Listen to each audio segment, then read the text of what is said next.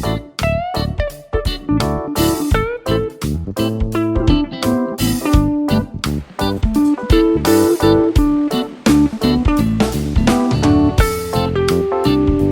कल है जन्माष्टमी और जन्माष्टमी के लिए अब बिल्कुल भी टाइम नहीं बचा है।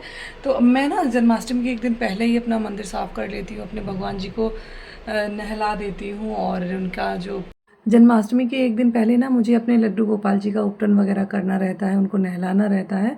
तो मंदिर से ना सभी जो देवी देवता हैं, सभी मेरे जो विग्रह हैं, मेरे लालजू हैं, श्री जी हैं, सबको ना मैंने बाहर टेबल पे मतलब बैठा दिया है, स्थापित कर दिया है।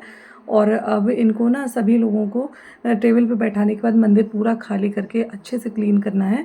क्योंकि मतलब मंदिर तो हर संडे को अच्छे से क्लीन होता है और डेली थोड़ी बहुत सफाई होती है, लेकिन जन्माष्टमी पे ना पूरा एकदम से खाली करके फिर उसको अच्छे से साफ़ करते हैं निरमा वगैरह से, साबुन वगैरह से।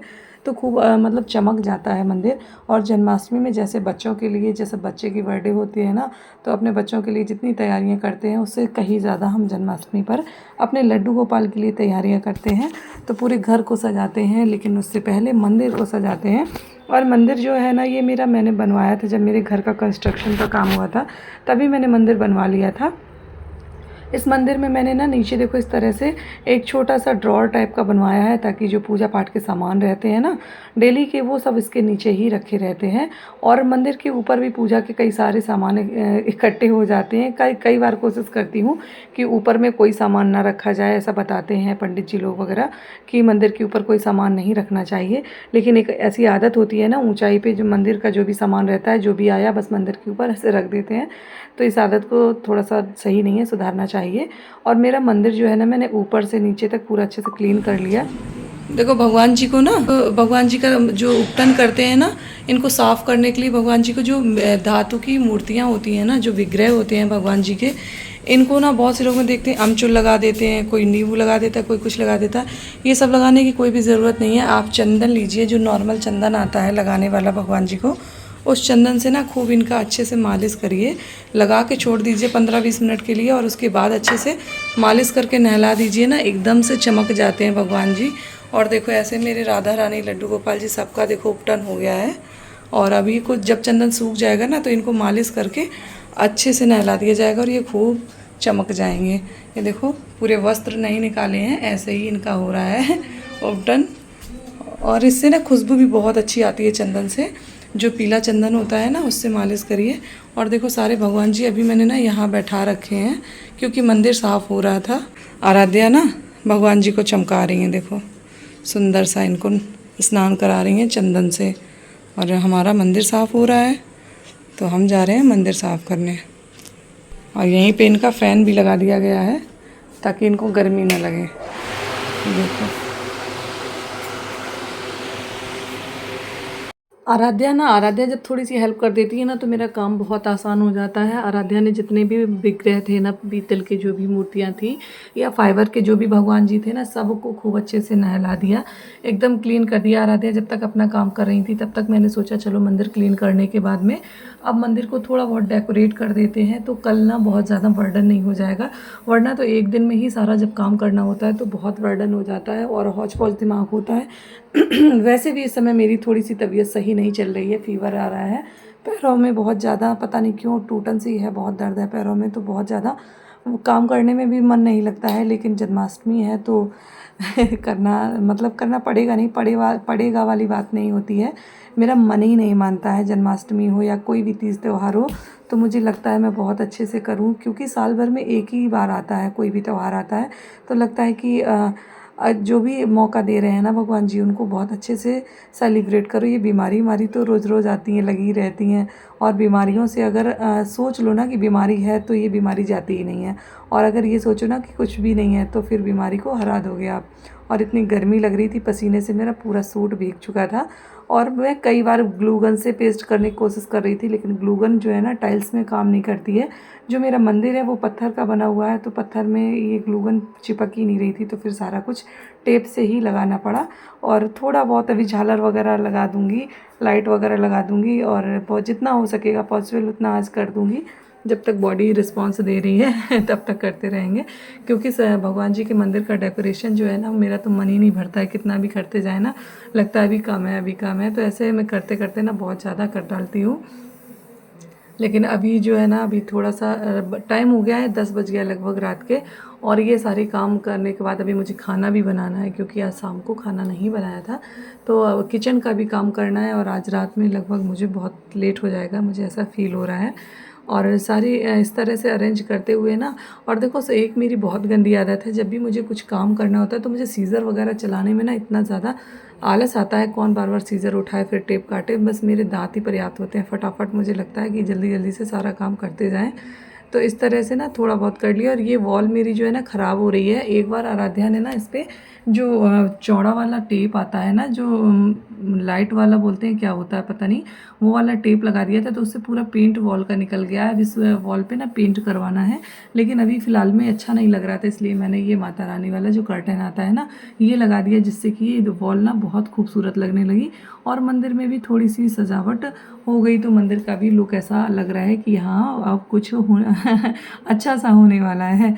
तो जब मंदिर वगैरह सजाते हैं ना, तो मन भी बहुत खुश हो जाता है। और जो ये मटकी मैं लाई थी मार्केट से, इनको मैं इस तरह से बीच में हैंग कराऊंगी ना, तो ये थोड़ा सा बहुत सुंदर लगेंगी, इनका लुक जो है ना बहुत अच्छा आएगा।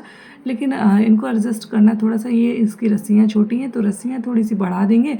अब हैंग कराने के लिए जो क्लिप्स आती हैं, सेल्फ एडेसिव क्लिप्स, तो वो मैं परमानेंट अपने पास रखती हूँ। और उसको देखो लगा के इस तरह से मैंने मटकी लगा दी।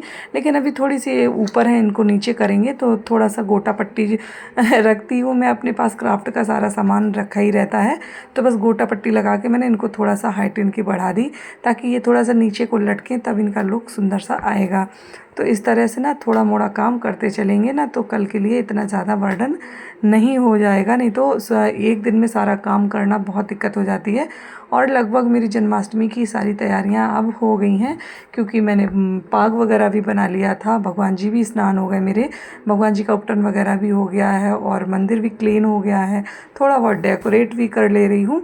तो अब कल के लिए ना मुझे केवल प्रसाद बनाना रहेगा और भोग बनाना रहेगा, और थोड़ा सा डेकोरेशन का काम भी थोड़ा बहुत रहेगा, बहुत ज़्यादा नहीं रहेगा।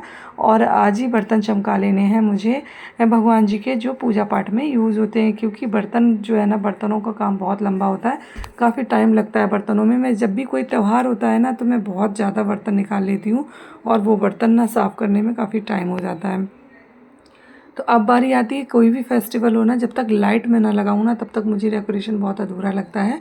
तो ये वाली लाइट्स जो है ना, ये मैंने ऑनलाइन परचेज़ करी थी मीशो से, और ये लाइट वास्तव में बहुत अच्छी है। इनको चाहे नवरात्रि हो, दीपावली हो, जन्माष्टमी हो, किसी भी फेस्टिवल पर लगाते हैं ना, तो ये बहुत खूबसूरत लगने लगती हैं। इससे लुक जो है ना बहुत अच्छा आ जाता है। तो मैंने ये 2 मंगाई थी, लेकिन बहुत कॉस्टली मिली थी। और इनको कानपुर में मैंने एक शॉप पर देखा था, तो बहुत कम प्राइस उन्होंने बताए थे इसके। अगर आप कभी जाना हुआ तो मैं इनको ले आऊँगी। ये जब पापा एडमिट थे, पापा का पैर टूटा था, तो हॉस्पिटल के बगल में ही एक शॉप थी, उस पे मैंने देखा, तो मैंने ऐसे ही रेट ले लिए थे।